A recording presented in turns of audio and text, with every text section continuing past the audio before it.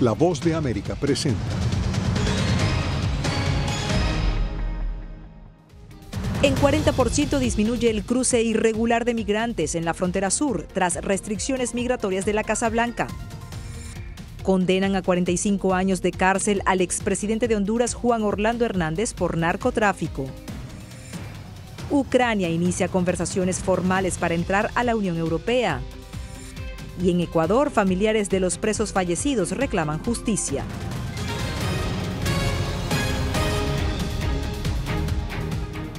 Hola, ¿qué tal? Bienvenidos a El Mundo al Día. Les saluda Nataliza Las Guaitero. Un drástico descenso se ha registrado en el cruce de migrantes en la frontera sur de Estados Unidos. A menos de un mes de la entrada en vigencia de la orden ejecutiva del presidente Joe Biden para restringir las solicitudes de asilo, la patrulla fronteriza reporta una disminución del 40% en los encuentros con migrantes que intentan cruzar de manera irregular. Saludamos a Paula Díaz desde Arizona. Hola, Paula. ¿Qué están haciendo de diferente las autoridades para provocar esta baja? Natalie, lo que cambió desde el 4 de junio cuando se implementó la orden del presidente Biden que restringe el asilo en la frontera es que ahora las autoridades migratorias pueden regresar a sus países a los migrantes que no declaren sentir miedo creíble. Precisamente hoy el secretario de Seguridad Nacional, Alejandro Mayorkas, está aquí en Arizona y dijo que en las últimas 3 semanas han operado 100 vuelos de repatriación a 20 países y regresado a 24,000 migrantes. Las restricciones al asilo en la frontera sur, implementadas por la Casa Blanca, redujeron en un 40% los encuentros de migrantes que intentan entrar de manera irregular a Estados Unidos. Aquí en Tucson hemos visto una caída de más del 45% en los encuentros con la patrulla fronteriza de Estados Unidos desde que el presidente tomó medidas, y las repatriaciones de personas encontradas han aumentado en casi un 150%. Desde la implementación de la orden presidencial el pasado 4 de junio, el sector Tucson refleja una notable reducción en los encuentros. El promedio diario a principios de junio era de 1,200 y al 25 de junio es de menos de 600 encuentros por día. Nosotros también hemos visto una notable reducción en el número de personas que liberamos de nuestra custodia. Antes de esto se les adjudica un caso migratorio. Eso es una buena señal para nosotros. Y lo más importante es un notable incremento en el número de personas que podemos repatriar de regreso a México. Durante un recorrido por el área de Nogales se puede observar la construcción de una parte del muro fronterizo, con la que buscan tapar los espacios por donde cruzaban los grupos grandes de migrantes. Los agentes destacaron que en diciembre realizaban alrededor de 800 encuentros con migrantes por día. Esa cifra disminuyó gradualmente a alrededor de 150 a principios de junio y desde la orden presidencial la cifra bajó a 75 migrantes por día. Hemos visto que los números han bajado desde el orden. La mayoría de la gente que está cruzando por esta zona es gente que se está tratando de evadir captura. No estamos mirando los grupos que se están entregando. El Departamento de Seguridad Nacional reportó la deportación y retorno de 24,000 personas a más de 20 países, incluso operando más de 100 vuelos de repatriación. Además, que han reducido en más de 65% el número de personas liberadas a la espera de sus procesos de deportación. Tuvimos la oportunidad de visitar uno de los centros de procesamiento aquí en Tucson de la patrulla fronteriza con capacidad para 1,000 personas. Allí llevan a todos los migrantes que encuentran en la frontera y les hacen las entrevistas. De allí son trasladados a la ICE para su deportación o son enviados a México. Gracias, Paula. Intentando cruzar la frontera sur de Estados Unidos de forma irregular, 3 migrantes fallecieron ahogados y uno más permanece desaparecido. La investigación continúa y César Contreras tiene los detalles en el reporte desde El Paso, Texas. Una llamada por parte de la patrulla fronteriza alertó a los departamentos de bomberos de los límites entre Texas y Nuevo México, luego de percatarse de la presencia de personas en el río Bravo que divide a Estados Unidos de México. El Departamento de Bomberos de Sunland Park y el Departamento de Bomberos del Paso activaron los equipos de rescate acuático y hasta el momento podemos confirmar que 3 cadáveres han sido recuperados del agua. Unidades del Departamento de Seguridad Nacional, Patrulla Fronteriza y bomberos de Texas y Nuevo México se unieron a la búsqueda en los límites con México de un cuarto cuerpo que hasta el momento no ha sido localizado. Sacamos 3 cuerpos sin vida y pensamos que todavía está el cuarto en el agua y lo andamos buscando para arriba y para abajo del río a ver si no se aganchó en algo y lo estamos buscando. Aunque no ha sido confirmado, las personas fallecidas serían migrantes, ya que los primeros en percatarse de los ahogamientos fueron elementos de la patrulla fronteriza, en un rescate que se complicó debido a la gran cantidad de alambre de púas instalado por la Guardia Nacional Tejana. Así que lo tuvimos que cortar en varias áreas para poder meter a los muchachos a sacar los cuerpos.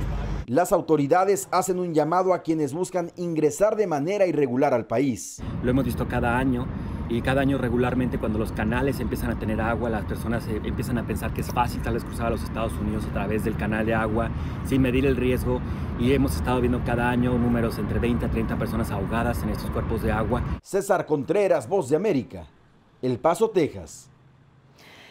El expresidente hondureño Juan Orlando Hernández deberá pasar 45 años tras las rejas por delitos de narcotráfico y porte de armas, luego de la sentencia que le impuso hoy miércoles en Nueva York el juez Kevin Castell. Nos enlazamos con Ángela González, que se encuentra en el Tribunal Federal del Distrito Sur de Manhattan. Ángela, ¿cuál fue la reacción del expresidente? Natalie, pues básicamente el expresidente escuchó su sentencia y mantuvo su inocencia en este tribunal del Distrito Sur de Manhattan, luego de que por más de una hora el juez Kevin Castell resumiera lo que fue su caso, los testigos que llegaron al estrado, incluyendo el propio Juan Orlando Hernández, que fue testigo en su caso. Él pudo haber dictado una sentencia mayor, pero decidió que fuera menor. El expresidente hondureño Juan Orlando Hernández recibió una condena de 45 años de prisión más 5 años de libertad supervisada. Además, deberá pagar $8 millones. Hernández había sido hallado culpable en marzo pasado de 3 delitos de conspiración para importar cocaína a Estados Unidos conectados con el porte de armas y permitir que narcotraficantes usaran la fuerza militar y policial hondureña. Según el juez Kevin Castell, sus acciones llevaron a introducir a Estados Unidos 400 toneladas de cocaína con un valor de $10 millones. El juez espera que su castigo sea ejemplar. El siguiente paso va a ser pedir un nuevo juicio, alegar que algo malo pasó en este juicio, tal vez evidencia inapropiada que no debió de haber entrado, fue introducida, tal vez alguna otra cosa que los fiscales hicieron mal o algo, los derechos del acusado fueron violados, entonces van a pedir un nuevo juicio. El juez va a determinar si sí tienen derecho a un nuevo juicio o si no, y si lo niega, el siguiente paso es apelar. A las afueras del tribunal, un grupo de activistas hondureños se reunieron mostrando fotografías de personas que dicen son víctimas de la violencia del narcotráfico y celebraron la sentencia. Esa esperanza de la justicia que no podemos encontrar en Honduras, tenemos que venir a un país ajeno, ya que en mi país los entes operadores de justicia aún hasta el día de hoy siguen coludidos con el crimen organizado y allá estamos muy lejos de encontrar la justicia que vemos en Estados Unidos, y a la vez es un mensaje muy fuerte y contundente contra los narcopolíticos, no solo hondureños. El tiempo que ha permanecido en una prisión federal en Nueva York desde abril de 2022 se le descontará de la sentencia. En este tribunal también se han juzgado a los sobrinos de Nicolás Maduro y a Tony Hernández, hermano de Juan Orlando Hernández. En esta ocasión el turno fue para el expresidente hondureño, justamente en el día que se celebra la lucha contra el narcotráfico. Es el Día Internacional de la Lucha contra el Narcotráfico y la concientización de este flagelo y todos sus efectos en la sociedad. Paso contigo. Gracias, Ángela González, desde Nueva York. Cambiamos de tema. Ucrania sigue avanzando en sus esfuerzos para ser miembro de la Unión Europea, una decisión que tendrán que tomar los 27 países miembros que siguen de cerca la escalada militar de Rusia y su reciente acuerdo de cooperación con Corea del Norte. Celia Mendoza nos acompaña desde el Departamento de Estado con los detalles. Adelante, Celia. Los Estados Unidos siguen de cerca la situación de Ucrania, en especial durante esta semana, cuando se da un paso histórico, el inicio de estas negociaciones que podrían llevar eventualmente a la entrada de este país a la Unión Europea. Hay que recordar que los Estados Unidos han apoyado esta iniciativa, asegurando que se deben cumplir todos los pasos para que esto suceda. Mientras tanto, hay expectativa acerca de lo que pueda suceder y cuándo se podría dar. La Unión Europea y Ucrania avanzan esta semana en las conversaciones sobre la membresía de esta nación en el grupo, un proceso que se da una década después de que Rusia anexara a su territorio la península de Crimea. Hace apenas 2 años, el 23 de junio de 2022, la Unión Europea dijo que apoyará a Ucrania mientras sea necesario. Y ahora esta es la primera promesa cumplida. Ucrania inició el proceso de adhesión con una guerra a gran escala que continúa azotando nuestro territorio. Continuaremos con las reformas y el pueblo ucraniano, el 90% las apoya, y eso les da el poder moral para continuar luchando. Ucrania espera lograr cumplir con el proceso para el 2030. Esto mientras la guerra continúa generando retos adicionales. Rusia, que se ha opuesto a esta posibilidad, también ha sido objeto de conversación en la conferencia intergubernamental en Luxemburgo, donde se analizan sanciones adicionales para el Kremlin. Seguimos debilitando a Rusia, ya que hoy adoptaremos el 14º paquete de sanciones. Respecto a los activos rusos congelados hay un acuerdo. Logramos asegurar este proceso para tener las garantías necesarias y liberar las ganancias de esos activos rusos congelados. Mientras tanto, en La Haya, la Corte Penal Internacional emitió una orden de captura por presuntos crímenes de guerra contra Sergei Shoigu, exministro de Defensa de Rusia, así como en contra del general ruso Valery Gerasimov por la invasión a Ucrania.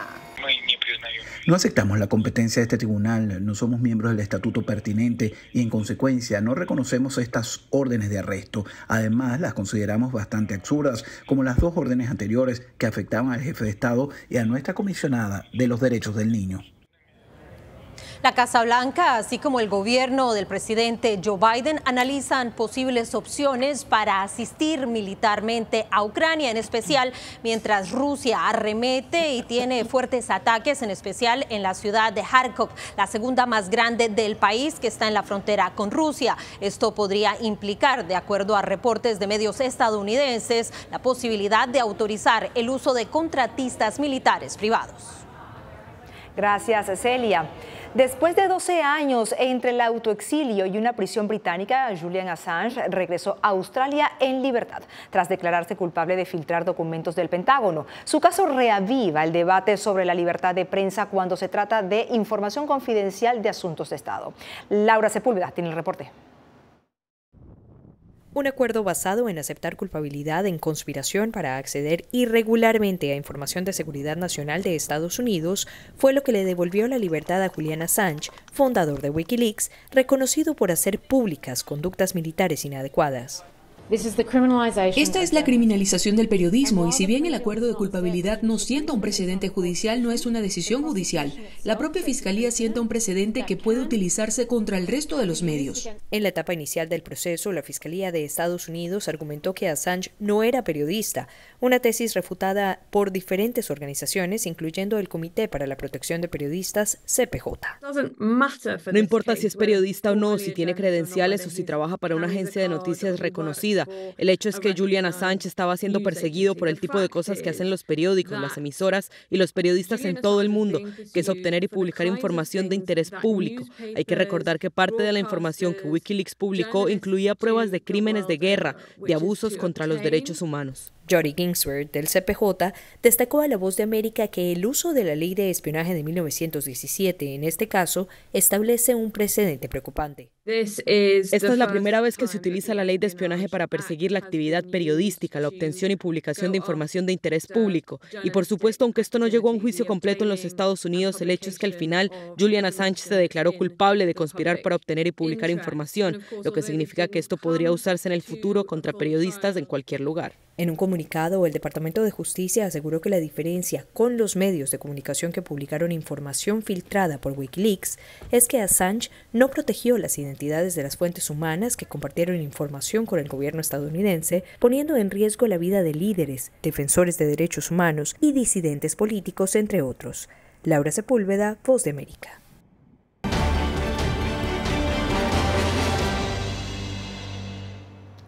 El primer debate de las elecciones presidenciales estadounidenses de 2024 tendrá lugar este jueves. Para evitar las interrupciones que marcaron el cara a cara de Biden y Trump en 2020, se introdujeron nuevas reglas. Jacopo Luzzi con los detalles. Cuando estos dos se encontraron por última vez, let people know you're a senator. I'm not going to answer the question because the question is. Uno era presidente en su primer mandato, Donald Trump. He hecho más en 47 meses. He hecho más de lo que tú has hecho en 47 años, Joe. El otro, un político de larga trayectoria. La gente necesita ayuda. El enfrentamiento, que duró 90 minutos, estuvo lleno de caos e interrupciones. ¿Quieres callarte, hombre? ¿Quién está en tu lista, Joe? Esto es tan poco presidencial. Se espera el mismo teatro político este jueves, pero podría atenuarse debido a las nuevas reglas. En este debate, el micrófono de un candidato se silenciará cuando no sea su turno de hablar. A ambos se le preguntó si aceptarían los resultados de las elecciones de ese año.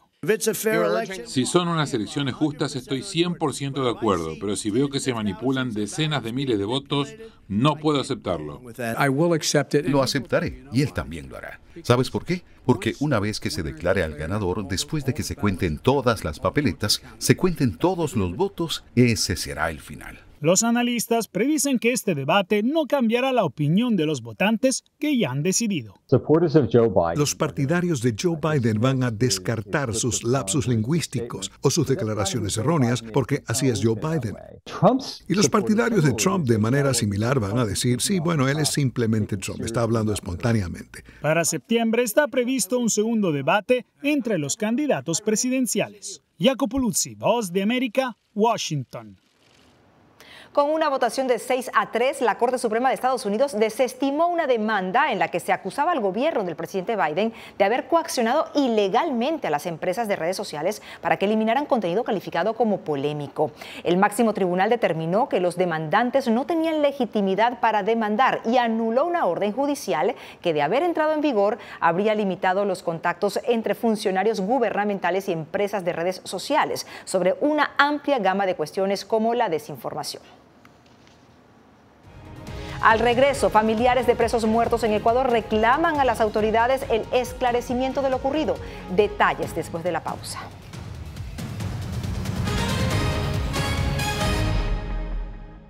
Мама, ты жива? Мама, ты жива? Ну, теперь не давай, Боже. Еще этого испытать. Какие разрушения на Украине, кошмар. Там была ракета. Ракета или бомба?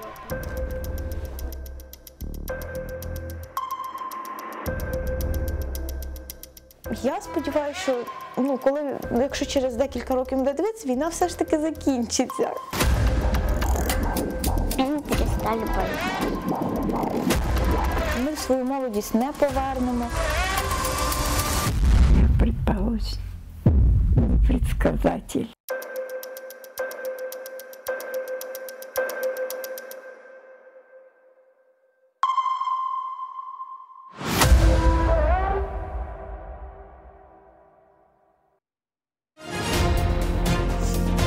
Actualidad. Que la inteligencia artificial va a estar presente en nuestro día a día. Intentan sacarse de encima a trabajadores.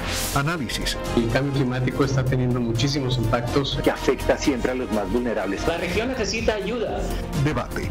Proteger a las escuelas con armamentos. Es una total ridícula, es algo inverosímil. Con la información más allá de los titulares. Todas las semanas por La Voz de América. Desde Washington, le saluda Gonzalo Abarca.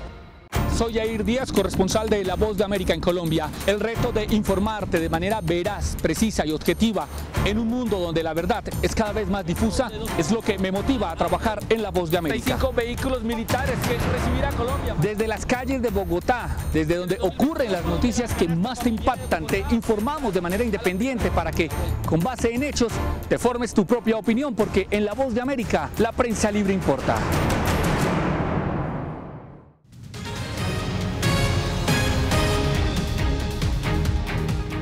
Una persona muerta y 9 heridos es el resultado de un accidente en la línea K del Metrocable de Medellín, Colombia. El hecho ocurrió sobre las 5 de la mañana, hora local, cuando una cabina se desprendió y cayó con los pasajeros adentro. Los lesionados fueron trasladados a distintos centros médicos para recibir atención y el servicio de la ruta fue cancelado hasta que la situación fue controlada y el paso fue normalizado en el sector.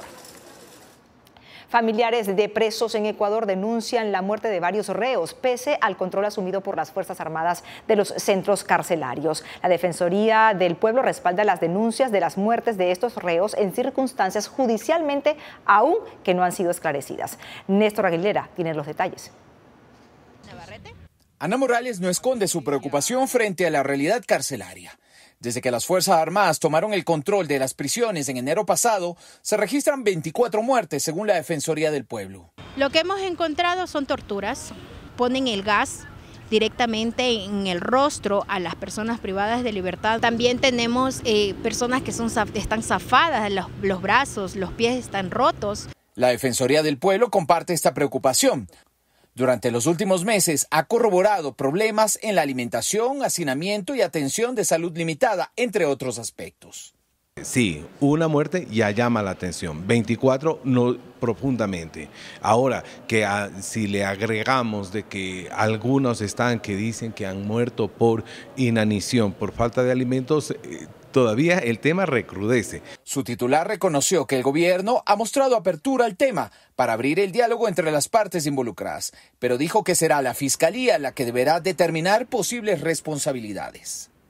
Serán los protocolos de las autopsias quien nos revele qué pasó, cómo fueron, si fueron torturados o qué es lo que aconteció en cada uno de los casos. Consultadas por La Voz de América, las Fuerzas Armadas expresaron que solo se pronunciarán si existieran denuncias concretas y dijeron que serán respetuosas frente a eventuales procesos judiciales. De la misma manera, el viceministro de Gobierno señaló que se tomarán correctivos de ser el caso, tras una preocupación de la organización Human Rights Watch. Néstor Aguilera, Voz de América, Quito. Exceso de ansiedad y depresión son los síntomas de una de las profesiones catalogadas entre las más estresantes del mundo. ¿Tiene idea de cuál es? Le contamos al regreso. Soy Eugenia Sagastume, corresponsal de La Voz de América en Guatemala. En el epicentro de los grandes retos, los sucesos locales desde mi país impactan a todas las naciones de la región. Con diversidad de perspectivas, acercamos a nuestras audiencias a situaciones tan complejas como la masiva migración, el crimen organizado transnacional y la situación política y social de Guatemala. En un lenguaje simple, con precisión, te conectamos con la realidad de todo el hemisferio, porque en La Voz de América, la prensa libre importa. Desde las ciudades más emblemáticas hasta los rincones más remotos del planeta. La Voz de América te trae las noticias más recientes. Con una garantía de credibilidad y balance. Como la mayor radiodifusora de noticias de Estados Unidos a la comunidad internacional, te ofrecemos una perspectiva única sobre la realidad de este país, Latinoamérica y el resto del mundo. Ya sea a través de radio, televisión, web o redes sociales, estamos a tu lado en cada plataforma. Siento miedo de ejercer periodismo. Periodismo. La prensa libre importa. Una coproducción de La Voz de América y Teleamazonas. Siento miedo de decir que soy periodista. Disponible en vozdeamerica.com. Una madre rusa busca desesperadamente a su hijo desaparecido en territorio ucraniano durante la guerra. Las autoridades militares y el presidente de su país no han respondido a sus reclamos. ¿Su última esperanza? Ir a Ucrania y encontrarlo ella misma. Mam, все будет хорошо, y я тебя люблю. La búsqueda de Olga. Все будет хорошо. Disponible en todas las plataformas de La Voz de América. ¿Hay un dicho sobre Chile? Periodismo, la prensa libre importa. Una coproducción de La Voz de América y Mega Noticias. En Chile hay libertad de expresión, pero que no hay donde expresarla. Disponible en vozdeamerica.com. Poder ser la voz de la denuncia de tantas personas que sienten fuertemente vulnerados sus derechos. Una de las patas que sostiene la democracia debe ser la libertad de prensa. Periodismo, la prensa libre importa. Una coproducción de La Voz de América con nuestras afiliadas en la región. ¿Cómo garantizar que las voces lleguen a quien tienen que llegar? Impunidad, indolencia de la justicia son nuestros principales enemigos. Disponible en vozdeamerica.com.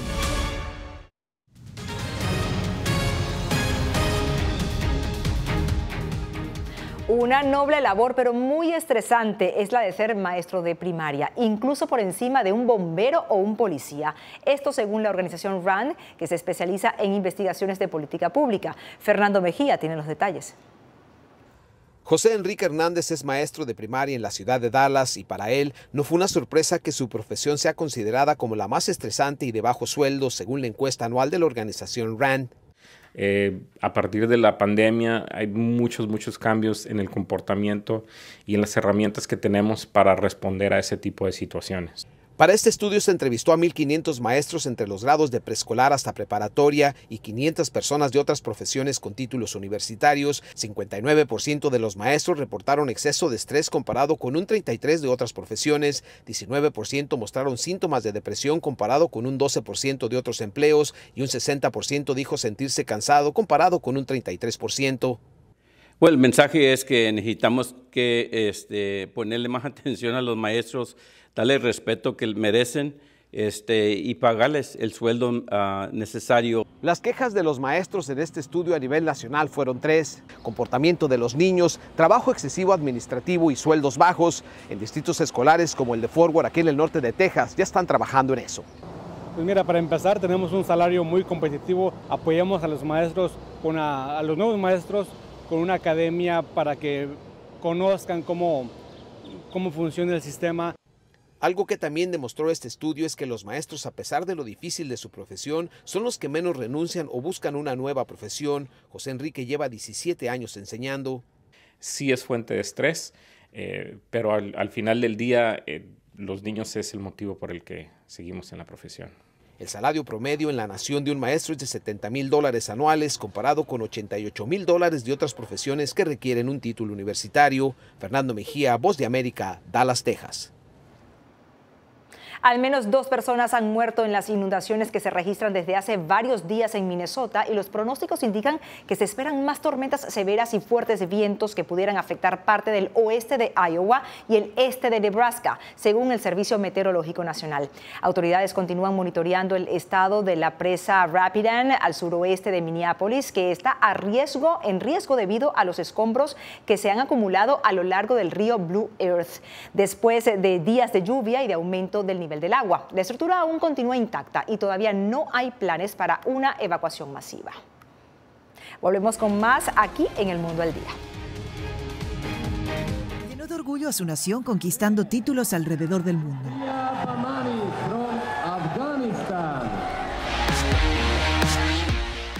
Sin embargo, como mujer que desafía las expectativas de género en Afganistán, su vida, triunfos y carrera están ahora en grave peligro. Rompiendo un tabú. Ahora, en todas las plataformas de La Voz de América. Que empiecen a callar a periodistas, que empiecen a callar medios. Periodismo, la prensa libre importa. Una producción especial de La Voz de América. Porque al final lo que está en juego no solo medios de comunicación, sino la democracia de un país. Disponible en vozdeamerica.com. En medio de la guerra, una mujer debe enfrentar su embarazo sola mientras su esposo lucha por defender a su patria. Привіт, коханий. Ти можеш розмовляти? Desde Kiev conoceremos una historia donde la angustia y la esperanza forman parte del día a día. Madre Ucrania.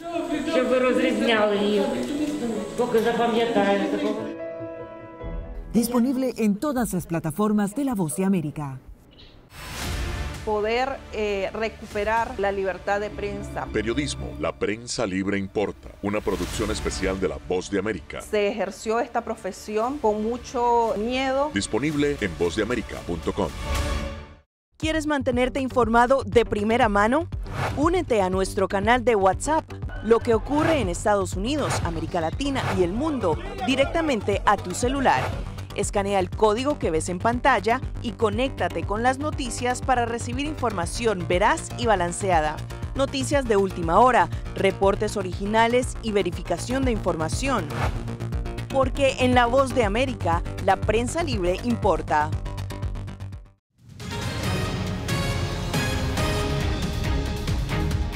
Al cumplirse el 15 aniversario de la muerte del